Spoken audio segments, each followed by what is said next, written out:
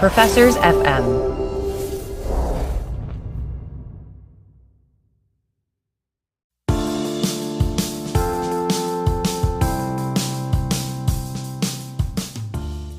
I'm Bridget Stomberg.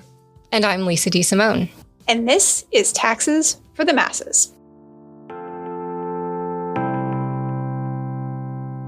Today's episode welcomes Joe Thorndike, director of the Tax History Project at Tax Analysts, to talk about tariffs.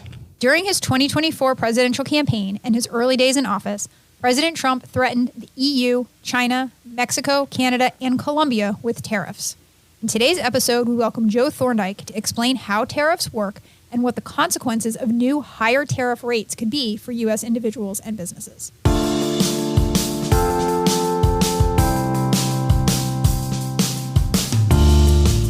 Hello, B. Hello, Lisa. Today we are tackling the first of possibly many tax or tax-adjacent proposals from the new administration, tariffs.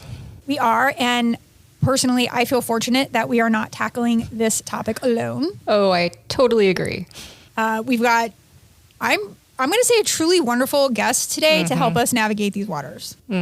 And I feel fortunate because not only do I not know how to spell tariff, I don't really know a lot about what they are, how they work, pros and cons, etc. Yeah, and I don't think you're alone on that, at least as far as understanding tariffs. I'm not sure about the spelling part. I just don't understand why it's two F's and not two R's. Okay, just please, whatever you do, do not ask our guest that question. But I think that he's in a really good position to answer it. He's like the tariff historian. So if anyone is going to explain the spelling to me, I think it would be him. Don't we need somebody who knows what's the word, the etymology of a word? Okay. Etymology. Something like that. Okay, because isn't one is bugs and one is words? Possibly. Okay. I might have just said that we need a bug specialist.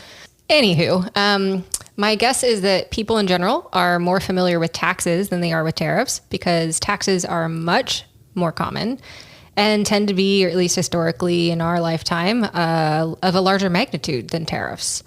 In the U.S. over the past 70 years, tariffs have never accounted for more than 2% of federal revenue. Wow. Yeah. Currently, individual and corporate income taxes and payroll taxes make up 94%. So, yeah. We know a lot less about tariffs for a reason. I think that's fair. Here's what I do know about tariffs, which I'm going to sum up in one sentence. Go for it. Okay, so I know that it's usually importers of goods that pay the cost of the tariff. And they typically, if they can, roll the price of that tariff into the price of the good that they're going to charge. And so as a result, many consumers are paying tariffs and they likely don't even realize that they're paying tariffs or the price impact of the tariffs that they're bearing. Yeah. And I have the suspicion that over the next 4 years, as a country, we're going to become much more familiar with the inner workings of tariffs. Reason being, President Trump is a big, huge fan of tariffs. He is. He even calls himself Tariff Man, apparently. It's a choice.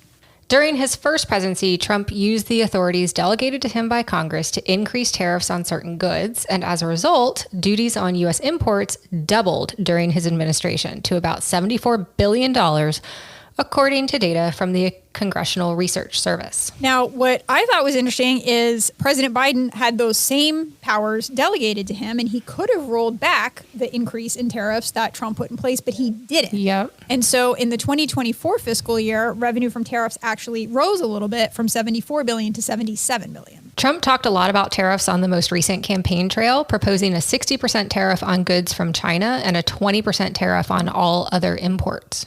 And just to level set here, for reference, current tariff rates are usually less than 10%. 2.5% on cars, 6% on golf shoes, not sure why, but we are nowhere in the realm of 50 or 60% tariffs on goods currently.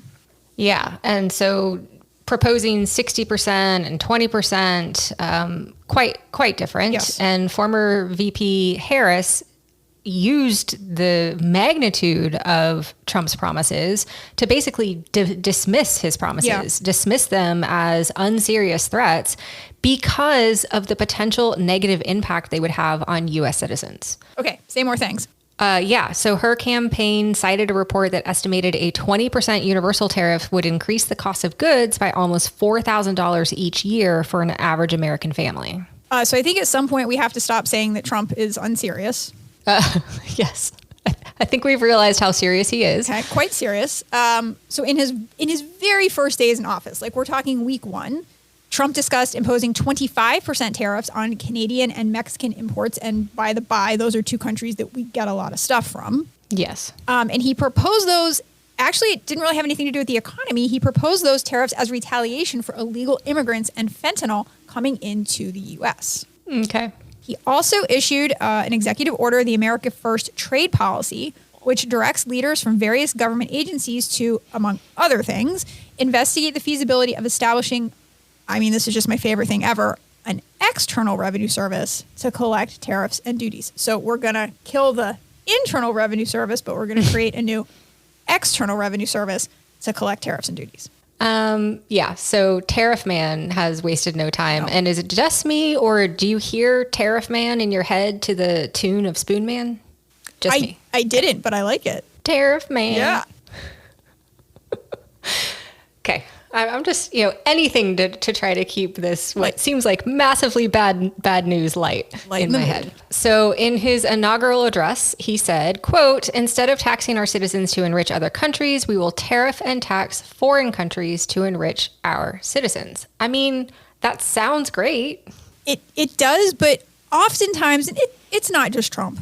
Oftentimes I hear politicians say these things, and I have so many questions. Okay, I want to hear these questions. Okay, so starting at the top and the creation of an external revenue service to collect tariffs. We already have a government agency that collects tariffs. It's called U.S. Customs and Border Protection. And this makes sense because this is the group of people that monitors the flow of goods into the U.S. Yeah. So arguably they're best positioned to collect the tariffs and duties because they're like standing there like watching the thing come in. They can tax it right then and there. So I don't know why we need to create an external revenue service. Why do we need to create a new agency to do something when we already have an agency to do it? Did I lose you? Are you on mute? Oh, no. I just said you could ask your questions. I didn't say I could answer them. Okay. Thanks for that. You're welcome. Got more questions? I'm listening. Okay. Fraser Crane, I'm listening. You're validating my feelings and my confusion. Thank you. Okay, I have one more and then I'll stop. Because this is the one that really made my brain hurt. If tariffs are paid by importers, and it's going to be U.S. businesses that are the importers. Yes. And if traditionally importers pass the tariffs on to their consumers, I've got that all right so far, right? Mm-hmm. So help me understand how tariffs are going to, quote, tariff foreign countries and tax foreign countries to enrich our citizens. Won't tariffs, what is the opposite of enrich? De-rich our citizens? These are excellent questions. Bravo. As I said, I'm here to listen. I'm not here to answer. But fortunately, we have a guest that I hope can. This is why we called in the big guns for this one.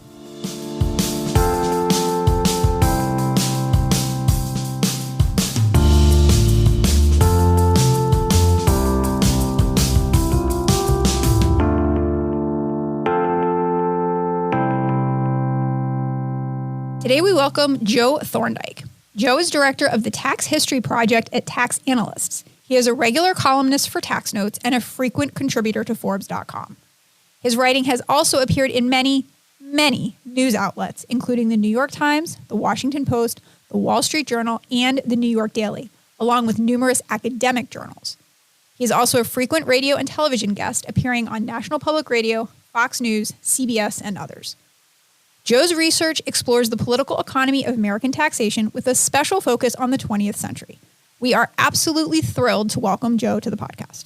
Joe, thank you so much for joining us on the podcast. Hey, it is great to be here. Seriously. Could you start by telling us a little bit about your background? Like, how did you become interested in taxes and particularly the history of taxes? Like most people, my career trajectory was not foreseeable on the front end, right? Yep. Just really didn't think I'd do this. So, I started out as like a college journalist. I was the editor of the paper in college, whatever. And I'm looking for summer internships. And I'm looking at all the places that our college journalists want to work, big newspapers and some, public radio shows and whatever.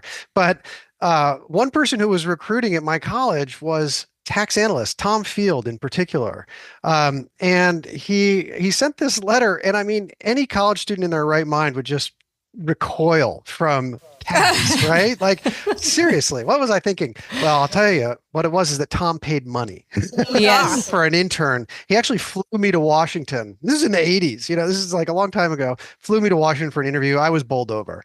So I go down, I work there for a summer. I actually go back and work there after college as a journalist, as a Capitol Hill reporter for them.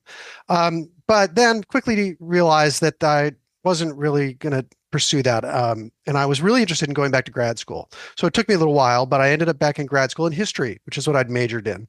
And I did the usual things, flirted with a lot of topics. I did a lot of foreign policy history, some labor history, and then I came back to tax because I just realized the centrality of tax, including to things like foreign policy, which we're seeing today with tariffs. But I realized how central tax was to this. And so I started writing a dissertation on tax. Tom hired me again to come back to tax notes, and I've never left.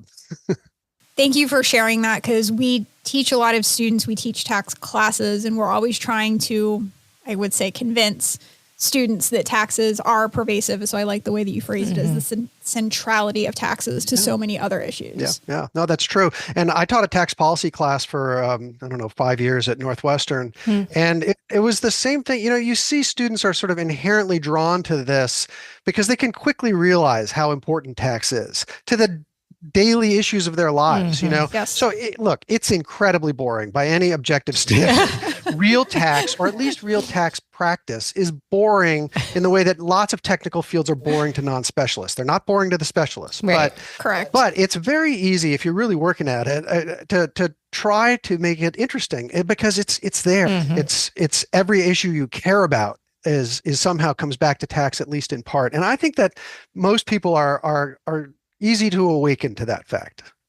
So today we wanted to talk specifically about tariffs. There's been a lot of discussion of tariffs, both during the presidential campaign and now that President Trump has taken office. So just to level set for our listeners, can you explain at a high level what a tariff is and how is it similar or different than a tax? So honestly, I think the best way to think of a tariff is that it is a tax.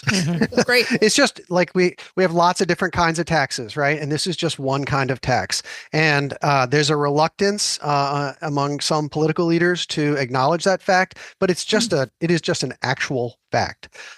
So tariffs are taxes on imported goods. They're often used. They're used for a lot of things. Historically, they've been used to protect certain domestic industries, Okay. sometimes to advance foreign policy goals that are unrelated to trade. We saw that just when there was a dust-up between Colombia and the U.S. over immigration policy, Yes. but which got fought out on the terrain of tariff policy. And tariffs are also used as leverage in trade negotiations. When we're trying to lower tariffs, we often threaten higher tariffs. So, Okay. and then of course, tariffs raise money. And there's a historical element to that that's changed a lot over time. So let's drill down a little bit on that history, given your unique expertise. We'd like to think that we learn from history. What lessons from history are there about tariffs that the current administration and Congress should be keeping in mind?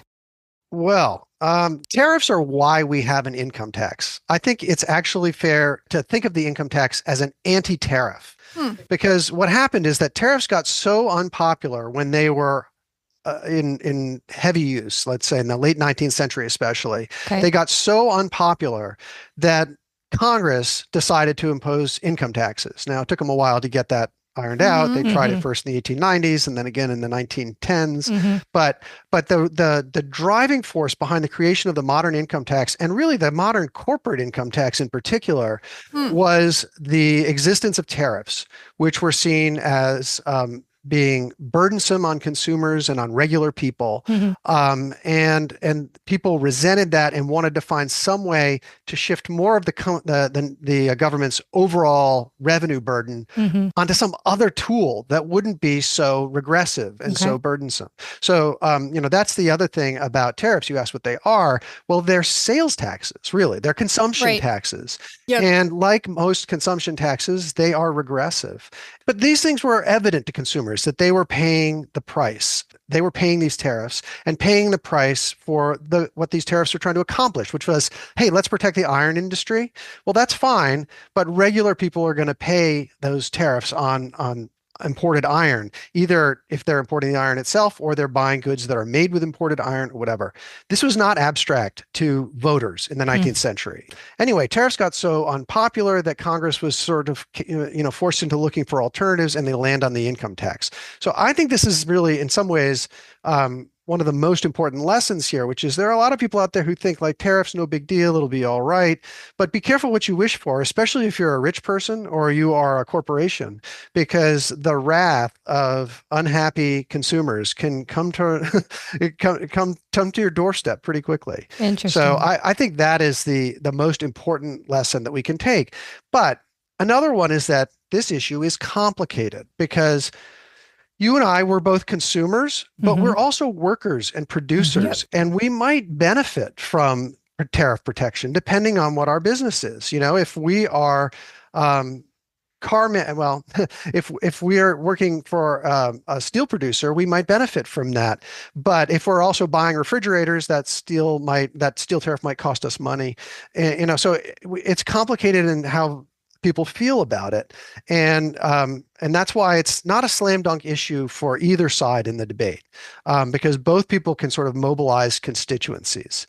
But ultimately, I do think that the burden on consumption tends to win out because it's a very immediate thing. I mean, we just witnessed Americans being so angry about inflation. Yes. And it probably the pivotal issue in the last election. Yes. And this is something that, broad-based tariffs like President Trump has proposed, 10% tariff on all imported goods, for instance, that's going to raise inflation. Which is going to increase the price of goods on all of us consumers. Yeah. Exactly. And again, to get at the dual role that we all play, the Democrats and the Republicans sort of in a bipartisan consensus that lasted from more or less the 1930s until sometime in the early 2000s, maybe the 1990s. They were, there's a broad consensus that tariffs should be moved lower. There should be fewer tariffs. Trade should be freer. And there was a lot of talk about the benefits that would come to people from that.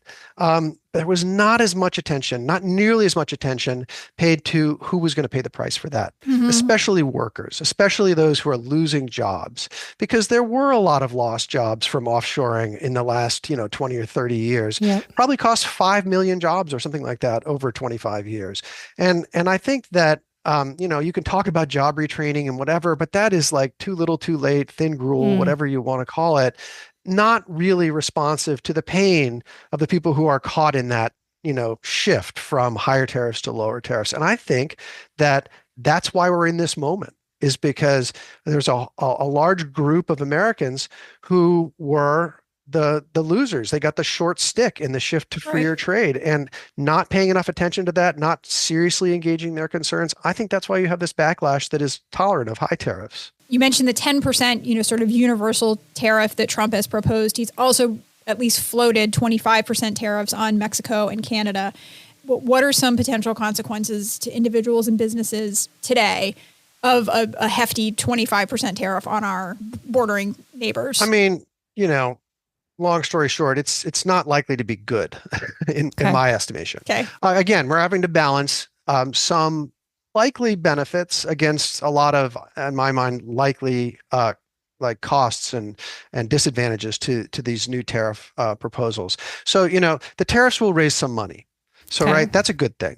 But it's not, in the big scheme of things, it's not a lot of money. So it's probably like 2.9, I think I saw the CBO estimate was like $2.9 trillion over 10 years, which is, that's a lot of money. But not compared to what our 10-year deficit is, which is like $22 trillion. So Right. it's not zero, 10%, a little more than 10%. That's not nothing. It's a contribution, but it's not like it's a panacea. It's not going to solve the Right. problem. So look, it's going to raise some money. That's fine. But it's also going to increase inflation. And again, it's almost impossible to pin down. You can't attach numbers to these things. CBO gave it a shot and tried to model it. And what they basically came to was this conclusion that it was going to raise prices. It was going to raise some revenue. It was going to reduce economic growth because it makes the economy less efficient.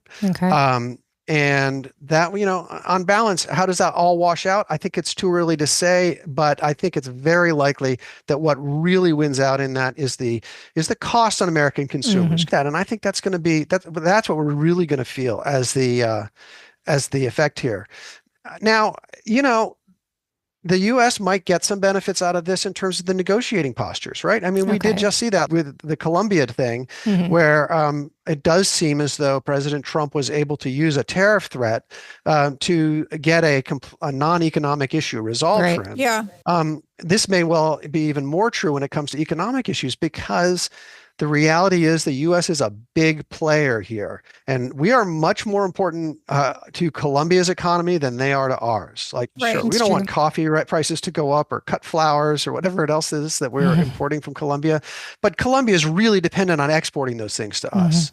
So we have an awful lot of leverage. That's true of Mexico and Canada as well. And so to the extent that the U.S. can extract concessions from these countries, either trade concessions or other sorts of economic concessions or non-economic goals that we're pursuing, there can be real benefits to the U.S. It comes at a very steep cost. Having bad relations or at least contentious relations with your most important trading partners and your immediate neighbors, that comes at a real cost too. So again, I think that the danger here is it's really easy to paint with a broad brush when it comes to tariffs. And I do that too. Because in general, I oppose the Trump tariffs. I think that they're a mistake. But I do think that a reasonable conversation about this has to engage that there are probably certain benefits. It's just that they are going to be vastly outweighed. And also the promises that are being made about tariffs, about how they're going to solve all of our financial problems, about how Americans won't pay them. These will be paid by foreigners. I mean, that's just transparently untrue. Right. So there's a lot of falsehood that gets thrown around here. And I think it's important to call that out as well. And so I do think that this is going to be a painful episode for American foreign policy generally, but also for American economic policy ultimately. It's really helpful to hear you talk about the benefit side because my brain always just goes to the costs of tariffs. But it's also interesting that I didn't hear you say that a potential benefit of a new high tariff policy would be that we would somehow regain those jobs that we lost during this era of free trade. We might regain some jobs, but first of all, it's not easy to just create these jobs, right? If you want a car manufacturer to do more of their manufacturing in the U.S., well, that's fine, but it takes a while to build factories and tool them up and get them people hired, and to unwind the processes you already have in place. And so, to unwind this and try to move more manufacturing within the borders of the United States, if that is the goal, I mean, that's an enormously complex process. So we may get jobs back, and there are going to be situations where an item will have a tariff imposed on it that will cut our imports of those items, and there will be a domestic replacement for that. And those manufacturers will be able to scale up their production, and that will be good for them. So we'll create some jobs. The question is always, how does it net out? And I don't think there are many economists out there who think that this nets out well in the long run. Thanks for that. That was helpful. And everything that you're talking about here just underscores how difficult it would ever be to quantify the net effect of all of these things, right? Like you were talking about bargaining power and how it could potentially affect non-economic issues. Like to ever, at the end of the day, say these tariffs cost us this much or generated this much benefit for us on net, like that's never going to be possible. No, those are all pieces of the answer. If a tariff war with Europe weakens NATO and that empowers, Russia in its expansionist moves in Ukraine or else. I mean, how do you quantify that? You don't. Exactly. That's what we pay politicians for, is to make that sort of decision. 95% of the economists who you might choose to interview are going to tell you that these tariffs are a bad idea. And I think from strictly economic point of view, there's no question that that's true. Weighing it against the other pieces, that becomes a poli-sci or current history or something like that. And it's a thoughtful, careful analysis can be made, but it's just not susceptible to the sort of number crunching ultimately Right. that we think of when we talk about tariffs or other taxes. So another thing that we like to talk about on the podcast is sort of the principles of quote unquote good tax policy. It's transparent, neutral, things of that nature. So when you think about these tariffs that are floating around, particularly along the lines of things like transparency and progressivity, how would you rate tariffs along those dimensions or any other dimension that you care to speak to? Well, I mean, yeah, what just struck me when you were saying this is you said neutrality, which could mean a bunch of different things. But, one thing that's interesting about tariffs is that a 10% tariff across the board is at least uniform, Yes. which I suppose makes it more economically damaging, but at least more predictable, and does a lot less, provides for a lot less room for favoritism. So here's the thing about tariffs: typically they're not imposed that way. They're imposed in a narrow way. We're going to tax this particular item. We're going to tax imported steel. We're going to tax sugar. We're going to tax washing machines. We choose something like that. That's the government picking winners and losers. And most people don't think that that's a good idea. Because every industry that deserves protection, it could be countered by other industries that also feel like they deserve protection. And in fact, I mean, this was so granular, you cannot imagine. Congress would get into the back rooms, those smoke-filled rooms, and they would be saying, all right, you up in Michigan, you have a big lumber industry. We'll put a tariff on imported lumber to protect you. But in return for that, here in Florida, we want to grow more sugar, so we want a sugar tariff from you. Your vote's for that. And there was all this log rolling that went on, and there were new winners and new losers all the time. The lobbyists made out super well because they got to be up in front of Congress all the time. And because these were renegotiated constantly, that lobbying work went on constantly. This is true of tax lobbying today, but it was especially true of tariffs because the tariffs were granular. It was one item at a time, one product at a time. And it made for all sorts of basically graft and ugly policy making. And Congress was unable to stand up against to resist this. It was too useful for them to be handing out favors, selling favors. And eventually Congress got tired of this, believe it or not. And they tried to get rid of they abdicated some of this responsibility. So the Constitution grants Congress sole power to levy taxes of any kind, including tariffs. Okay. And so Congress has this sole power. Well, since the 1930s, at least, they've really delegated a lot of that power to the president. There are a whole slew of acts beginning in the 30s, but more recently, like the Trade Expansion Act of 1962, the Trade Act of 74, the International Emergency Economic Powers Act of 1977. There's more. But what this has ended up with is giving the president enormous freedom to change tariff rates, to impose new tariffs such that the president can threaten them overnight. And it's a credible threat because here's the other thing, that Congress could take this power back at any time that it wants, but it has actually chosen not to do that sort of consistently. And the courts are not really a place to look for a counterbalance here either. The courts have, for the most part, said, hey, foreign policy, not our thing. We're going to leave that mostly to the president's discretion, to the executive branch, because that's the way the Constitution intended it. So both Congress and the courts have sort of backed off and allowed this delegation to get created and then to remain in place. And there is no evidence that they're going to change that. So, what's good about this? Well, the thought was that the president wouldn't be as susceptible to all that log rolling and horse trading that went on. And that's probably true. And that's great as long as the president's doing things you want him to do. Right. But if the president decides to sort of go off and do whatever he wants to do on tariffs, there's not much of a backstop for that. Again, Congress at any time could do something about this, but there's no sign that they're going to do that. So I do think that the delegation of tariff authority to the president was basically a good thing for most of the 20th century because it facilitated a reduction in trade barriers and an awful lot of growth. The U.S. benefited enormously from being able to trade more freely with countries around the world. Yep. And so I think that really was a product of that delegation of authority.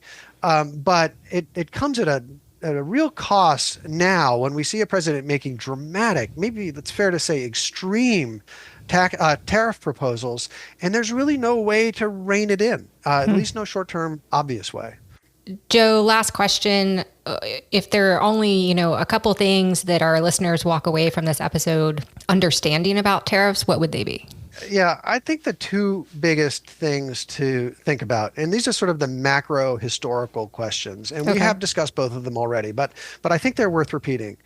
Tariffs are gonna cost consumers money, and foreign companies are not going to be the people paying most of these tariffs. Right. But I think it's important to remember that the burden of these tariffs is going to fall on American consumers. It's going to cause inflation. It's going to cause pain. That pain will be regressively distributed. Okay. Poorer people will pay more than richer people. And I think that is the number one fact to remember. The number two fact to remember is that is politically volatile. So, the current poll data on tariffs does not show them to be enormously popular. They're, right around 50, a little less than 50% approval for Trump's proposals. But it's not a slam dunk for President Trump. And I do think that the consumer pain inflicted by tariffs will be politically volatile, especially if it causes sort of more broadly evident inflation in the economy. And so, if Congress is not going to be a check on the president, the voters might be eventually. So I do think that is the second most important thing to remember. Joe, thank you so much. You. This was awesome. Yeah, no, my pleasure. I love doing this.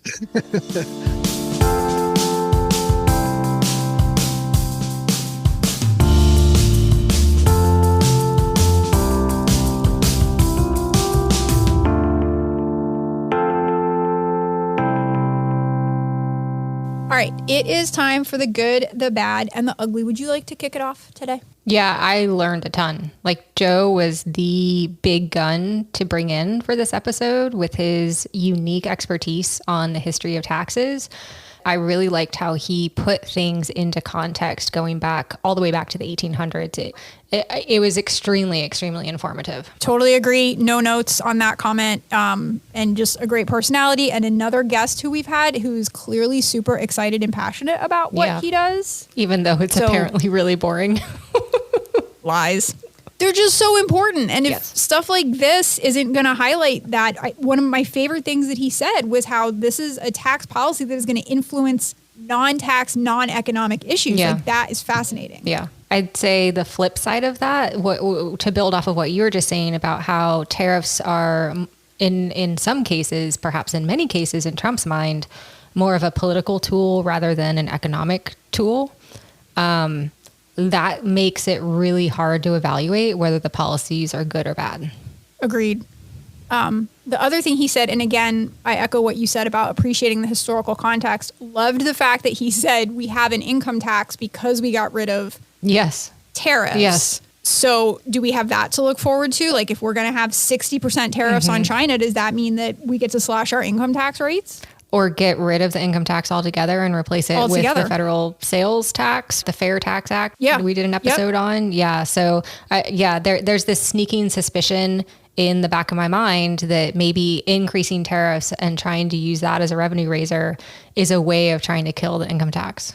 And listeners, if you want to understand the implications of that, go back to our episode on the fair tax. And, Joe touched on this a little bit, but the biggest criticism is that it is regressive. Things like this are regressive in nature, and it is a redistribution of wealth towards the top end of the distribution, which in general is not good policy. Yeah, and so I think we're getting into the ugly here, which is just the sheer magnitude of words that people can say that have no bearing on reality. Right? Your whole question about, tariffs are actually going to tax the foreign countries so that we can get richer. No. No. Nope. That's not how it works. It's going to raise prices for sure.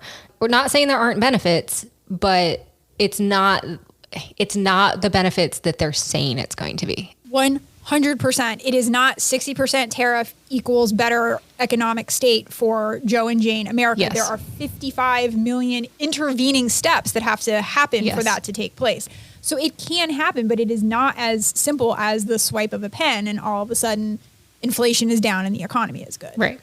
The thing that was scariest to me about it, and this was something I learned in this episode, is the delegation. Yeah, I did not realize that. And so the thing that makes me a little scared is that, like, is this something that President Trump and perhaps other presidents too, I'm not going to say just him, but like, is this something that we're going to because we actually think it's the right thing to do, or because it's the easiest thing to do? Like, you don't need to get Congress to agree on anything. Right. You just get to decide unilaterally, I want to put a 27% tariff on this country because I don't like them or whatever. Like, that is scary. That's scary to me. I mean, it does make it makes a little bit of sense if it is a lever that we're using for foreign policy, because that does tend to fall into the executive branch. But I could be wrong. It doesn't sound like that's the way he's primarily pitching it. It sounds more like it's economic policy and taxation, and that is the purview of Congress. Absolutely. It's just interesting, and another reason why we all have to be alert and knowledgeable about what's going on so that we can evaluate it. Because, voters always, vote knowledgeably and in accordance with their best economic interests. 100%.